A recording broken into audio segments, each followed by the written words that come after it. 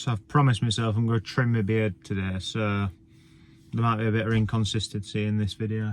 So just about to set off on my Sunday long run. Well, call it long run, building back from injury long run. And yeah, this week I had a conversation on Thursday night with Dave Hanks when I went out running with him about like muscle imbalances and how you can have one leg stronger than the other when running. Prior to that, I'd also been looking into muscle imbalances and what I'm currently going through in terms of my injury with my Achilles. So yeah, I'm going to talk through this video. Not whilst I'm running, not feeling confident enough to run with a camera just yet. I don't know if you can tell. But yeah, I'm going to talk through this video around muscle imbalances and how it might just be a secret to unlock some sort of performance increasement, or increasement, is that a word? Performance benefit, we'll change that, in your own running. And it might make you that secret to just like your further improvement as well. I do look particularly tired today, don't I? That on the back seat, by the way, is a dog bed that we use to keep the dogs in when they're in the car. To put my face out of blur. There, look. Yeah, it's just a little cradle, and then we put them in some booster seats. So yeah, we'll delve into this video about muscle imbalances. So it is now 48 hours later. I have finished my Sunday long run, and definitely not trim my beard, so continuity sort of match. It's a little bit longer actually, and I've got a pink shirt on. So yeah, we're a decent long run on Sunday. Enjoyed it. Ran 10 mile all in all, so my first double figures run in quite a while since injury actually. I'm not in my bathroom, we just have a string in his bedroom because it's easier to turn the light off from bed. So yeah, quite a decent long run, 10 mile. Felt a little bit fatigued, like physically towards the end, but it's going to happen. Like, it's been a while since I've knocked out a double figures long run. But yeah, I had a decent week of training last week, and I'll delve into that towards the back end of the video. And this week I'll talk about the topic of my video first. Don't forget as well, if you do like what we do on the channel and sort the algorithm out, drop us a like, a comment, and give us a subscribe as well. I think around 70% of people that watch us YouTube videos don't subscribe. So yeah, imagine the difference it would make if everyone clicked subscribe, which is great. We're aiming for 1,000 people before the turn of the 2024 year. So yeah, I was talking this week about like my balance and the importance of balance when running. So Garmin, I'm just on my laptop, and it gives you some quite interesting figures, and I'll put them on as a picture-in-picture. But recently I've been running, like when I've been going out running since the start of my injury, I've been focusing on something called ground contact time balance, which is the amount of time spent on your left leg or on the right leg. And usually I'm 49-51. It could be either way, like left or right, depends on what day it is, what turn, if it's a right turn course, a left turn course, if I'm running on the track and stuff. And I'm usually fairly balanced. Majority of the time I have got, my left leg is notoriously stronger than my right leg. So I come from a football background. I'm a right-footed player, so it means my left leg spent more of the time planted on the floor to support my full body when I was striking a football as a kid. I don't think you can ever lose that. But as well, during my running, my cadence is usually around like 180 to 185, and on Sunday's long run I struck 185, which is about right for me. And my stride length, I've usually got quite a good stride length. Quicker you go, like longer my stride length gets, which is natural for anybody, isn't it? So yeah, my stride length is usually like, when I'm racing, it could be 1.6 meters to 1.7 when I'm racing, and then the slower I am down the like the speed, obviously the shorter my stride length would be. Don't really look too much into vertical ratio, vertical oscillation, which Garmin running dynamics give you. But yeah, that's the amount of bounce and like how high you're going vertically whilst you're running. And then the ground contact time is the amount of time that you spend on the floor, which is usually around 200 milliseconds, which for me is fine. Quicker you're going again, the more the less time you go spend on the floor, the slower you're going, the more time you're going to spend on the floor. That's just the way it is, isn't it? But yeah, the ground contact time balance has been one that I've been focusing on. So left and right balance. During my injury, I've been like 55 on my left and 45 on my right, give or take in each run, which, yeah, is way too much. It's time spent on the left or right leg. Well, too much time on the left and not enough on the right.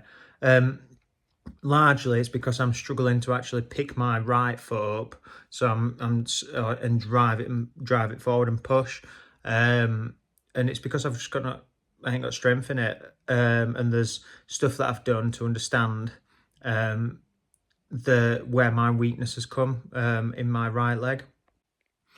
Yeah, so for me, I did the test with Gav, the physio that I go and see, and understanding that my calf on my right leg is actually operating at a limited flexibility in comparison to the one on my left leg, so I can identify the imbalance quite easy.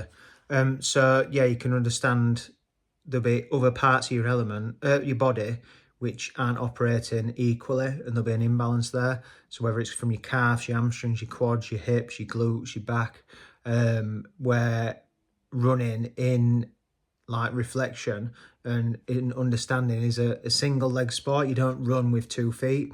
You run one leg at a time, one foot in front of the other. So yeah, understanding calves, for example. So it's just doing a single leg calf raise and seeing how many you can do to fatigue on each leg. And once you've done that, you'll get a measure of as to what your calves are operating at. There should be around like 2 or 3 reps difference between each calf, give or take. You're going to fatigue like aerobically, and your muscle is going to fatigue. Like, so there might be a discrepancy between your first set and your second set, but it should be 2 or 3 reps, give or take. And then as well, balance. So standing, this might be something that you've got, which is a discrepancy between either left or right. So just standing on one leg and seeing how long you can balance for on your left and your right. So that might then identify an area that you can improve on. The next one, so hamstrings and glutes. So doing glute bridges, again, to fatigue, and understanding like what works for you. So yeah, a single leg glute bridge to fatigue, and then again should be a two or 3 rep discrepancy, and that'll identify if your hamstrings are stronger or weaker on either side of your body. And then hip stabilizers, which is sort of just like laying on the floor in sort of a side position and just raising your leg up and off the floor. And then obliques as well, so just doing a plank, a side plank, and understanding how long you can hold it for on each side. But those, like, there's 5 elements there that can help you understand your balance, and then if you identify a weakness, then it gives you something to improve on. And there's simple stuff that you can put into your training. I know I'm doing a picture-in-picture here and I'm showing me working out in the gym, and everyone's probably getting distracted because I'm rate strong, aren't I? But yeah, always start with your weaker side. That's a step that you could do to improve your balance and your imbalance on your weaker side. And never do more reps. Sometimes it's easy to forget that when we're doing single leg exercises or single, like, one plane of movement exercises. Never do more reps on your strong side. You want to do more reps on your weaker side. And then as well, that lends into rule 3. At the end of it, do an extra few reps on your weaker side just to fix that balance. And over time, it's a long process. Your weak side will catch up. And as well, number 4, it's simple really, but focus on your form. Your form in strength and conditioning is everything. It's be all and end all. So focus on your form and go slower on the side that you need to make stronger. Like, just identify that. Me, myself, personally, I've been doing some stuff in the gym solely on the right hand side of my body because that's the weaker side. So just doing like single leg lunges, but just solely on my right side to accelerate and try and catch up to my left side in its thinking. That's just something I've put into my own training. And then eventually I'll start introducing the left-hand side. I'm getting some major DOMs though from the gym. But yeah, mainly it's because I've been doing something every day just to keep my own sanity. yeah, enjoying it, enjoying the S&C. And yeah, we're doing it once, twice a week before. Once, twice a week's enough, but it's just gave me a nice little refresher into what S&C means and how I can implement it in my own training. So sometimes, yeah, injuries can be a good thing in resetting your mindset towards your own running goals and achievements. Yeah, it's just gave me that little refresher button on my own training. So yeah, that's sort of like a strength in balance, a whistle stop tour. And if you have got a Garmin heart rate strap and you've got Garmin like watches and stuff like that, and you might have got it on Chorus, I don't know. But just have a look at your ground contact time balance and try and understand that data, so then you can identify the weaker side. And then if you have got a weaker side, left or right, identify and pinpoint where it's coming from. So then you can then work on it and actually use the data that we're getting to actually improve as running, rather than it just being something that's on a screen, on a phone, that we don't quite understand because no one's ever taught us before. So yeah, I definitely suggest to you to have a look and delve into that data, especially going forward anyway. So anyway, I'll whistle stop very quickly onto my training week. Another 10% increase on training last week. I've ended up doing in the gym and running and biking. I did about 15, 16 hours worth of exercise, which is more than what I peak at for marathon. But that's mainly because I have to do more biking to equate it to running. I think it's like 3-to-1 ratio bike to running. So yeah, doing a lot more biking than I would ever running. So yeah, kicked off Monday and went out for a 6.5 mile run. Nice and easy, and I felt a little bit achy because I did an extended gym session on the Sunday. So yeah, kicked off Monday 11th of November with that. And then did an hour on the bike and then my 30 minutes S&C, which quite promising rehab. And then Tuesday morning woke up and went out for 7.69, because that's what Training Peaks tells me. Mile long run, 55 minutes, and felt okay on that. DOMS had subsided, and then did an hour on the bike again in the evening, and then 30 minutes strength. And then Wednesday morning, went out 8.75 miles an hour. That's what I were aiming for. And it ended up being just over an hour, which ain't too shabby. Quite enjoyed that actually. Pushing it for that amount of time, especially midweek. And then did an hour on the bike and 25 minutes S&C after, which was just like a loosener, to be honest. It was just to mobilise the joints and wake them up again. And then I started cutting down on the bike towards the back end of the week, just so I could extend my running and just dip my toes in the water, and did a couple of double days, just to extend the distance that I were running, the volume, but keeping like the runs short as well. So I did 41 minutes on the bike, and that's a random number, but I only did it because I did 2 mile on the treadmill. So I cut 15 minutes sort of off the bike, so I could just do 2 mile on the treadmill as an extra. And then did 7 mile in the evening with Dave Hanks, which were quite nice again. And that's when the topic of conversation came in about ground contact time balance, the theme of this video. And then Friday morning, woke up and felt actually really good. Went out and did 6 mile, and then 45 minutes on the bike, and then did 2 mile whilst I was in the gym as well, just to extend the distance and do a bit of a double day in there. And then Saturday, that was Friday morning, sorry, and then Saturday we went to another park run. So we went to Rotherham Park Run, one that I've frequented now 3 times. I said to Naomi I want an easy one, and then we set off, and she sat on my shoulder and she goes, "Lose a pace for breakfast." So as soon as she said that were it. I weren't letting her beat me. She ran, I think, 18:34 or something like that, and I think I ran around with 18:10. We finished 1 and 2 at Parham, which was quite cute. And then in the evening, she went swimming at the Metrodome, and I went and did an hour on the bike and did my S&C as well. And then Sunday morning, where I've picked up this video, although it is now 48 hours later, it's a snow day, and I've had runs since then.